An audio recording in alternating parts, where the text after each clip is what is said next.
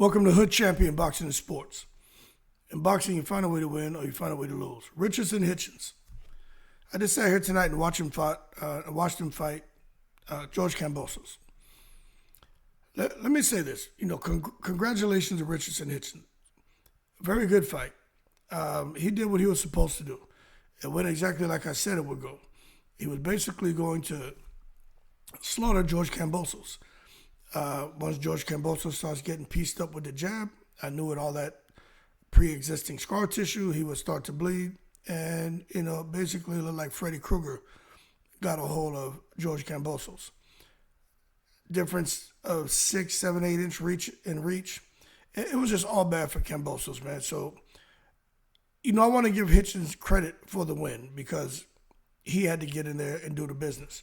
But we also got to be fair to Hitchens when we say, look, he's good. He's passing the eye test, but he's not great. For anyone to come out here and say that he's great, I think it's too soon to say that. It's not like he just went and did that to Teofimo Lopez. It's not like he just did that to Gary Antoine Russell. He did that to George Kambosos. Now, we know what George Kambosos did to Mickey Bay. We know George Kambosos spent a lot of time with Manny Pacquiao as a sparring partner. We know Kambosos beat Teofimo. But since all of that, right, George Kambosos had two very difficult fights with Devin Haney where George Kambosos was dissected, dismantled, and destroyed. Then he fought recently Vasily Lomachenko, who damn near killed him, knocked him out. And for him to come into a fight with Hitchens, George Kambosos deserves all the respect in the world because he's tough and he's a warrior. But he had several pounds of flesh taken out of him. When a fighter has pounds of flesh taken out of him, they never regain, I would say, that posture that they once had in boxing. And also, they're never the same. Punch resistance, everything is gone. You watch George Kambosos. He takes headshots pretty good, but even those were hurting him. But the body shots, like he just can't take a body shot. He got some Usyk in him. But that being said, when I think about Hitchens going forward and fighting Devin Haney, I'm going to tell you this, and I'm just going to say it. I think he beats Devin Haney. Okay, and this is why. Because I'm still not convinced Devin Haney is ready to let his hands go. Now, if you watch Hitchens fight, almost reminds you a little bit of Devin Haney. The difference is Richardson Hitchens has the confidence. He's got the swag. But Devin Haney has shown us that he can be great. In his most recent fight, in the Ryan fight, Devin Haney was showing us just how great he can be. From round 2 through 8, I think it was, Devin Haney won. I mean, almost every round. From 2 to 8. I had him winning every round. Then I think it was the 8th or 9th round, he got hurt again by Ryan. But other than that, man, he was dismantling and dissecting Ryan Garcia. But the Ramirez fight, I understand Bill Haney saying there was a game plan for Devin to fight the way he did against Ramirez. But at the same time, I gotta look a little deeper into that. And this is what I concluded. Devin is still struggling with what he experienced with Ryan Garcia. At the same time, he doesn't have the confidence in his chin. I don't think he has the confidence in his offense. If he fights somebody like Hitchens is tall, long, lanky, got a good jab, right hand, hook. Hitchens and Haney are very similar, man. I just think the difference here would be Hitchens' confidence. And the fight would be very, very interesting. But Devin Haney has shown us before what he can do. I'm not sure Devin Haney can still come out here and perform the way he performed before he fought Ryan Garcia. So that being said, I got Hitchens beating Devin. But if he beats Devin, I still would have a hard time giving him a pass to say he's a great fighter. I understand what Devin accomplished at 135, 140. I get it. But if Hitchens beats Devin Haney, who gets in the ring and won't let his hands go, and who gets in the ring and chooses to run around the ring again, you can't give Hitchens the credit that he's going to want for that win, beating a former undisputed champion and a former two-weight division champion. You know, he just can't give him that credit because all of us are going to be able to look and see, okay, Devin Haney's not the same. There's a lingering effect as a result of what happened in the Ryan Garcia fight. It showed up at Ramirez, now it's showing up here with Hitchens. So to me, Hitchens is going to have to get beyond the Devin Haney fight if that fight happens next. And he's going to have to fight like a Gary Antoine Russell, a Subra Matias. He's going to have to fight a Teofimo, a Puello. He may have to get in there even with a Sandor Martin.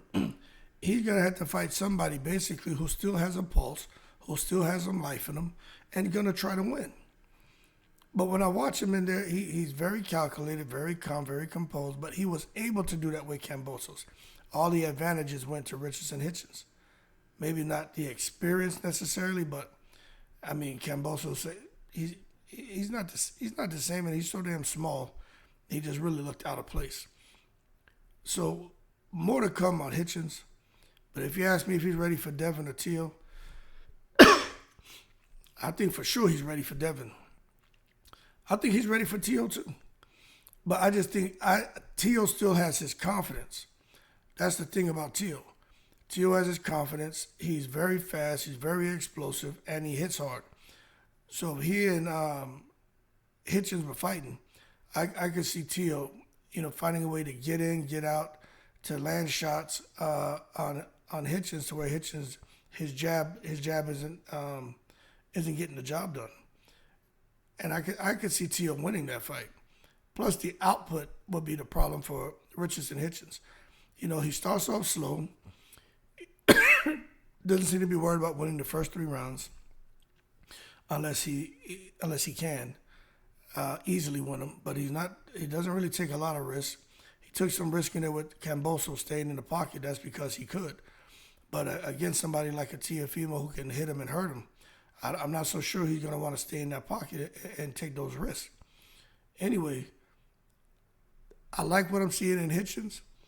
It kind of reminds me of how I first started watching Jaron Ennis. Everybody was saying Jaron Ennis is the next big thing in boxing. I was like, hold your horse. He passes the eye test. But what happens when he gets hurt? When he gets hurt, is he going to get up and keep fighting? Like, Jaron Boots Ennis, it wasn't until he got through Stanley Eunice to where we're like, okay, he beat a legit opponent. But there's still a little bit of a question mark there with Jaron Ennis because Stanley Eunice have been inactive. The Stanley Eunice he fought isn't the same guy who fought Butayev. So now Jaron Ennis is going up to 154.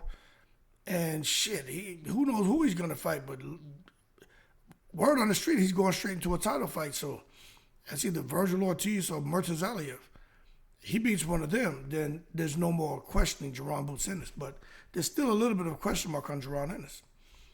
With this guy Hitchens, the question mark is there. So he passes the eye test. You can see he's looking good. He's looking sharp. He's extremely accurate. He got some pop, punch selection. You can tell there's a lot in his arsenal. He only shows what he has to get the victory. But I think his next fight, if it's against some of those names I just mentioned, I think then we can start saying, you know what?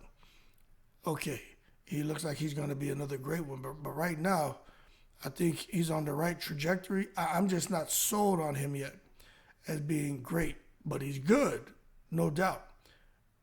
But I think with the right opponent, continuing to work, he may actually get there because he's got all the intangibles that it takes to be a great fighter. Anyway, man, y'all keep cool. I do think Hitchens will beat Devin Haney just because I think Devin Haney had a pound of flesh beat out of him.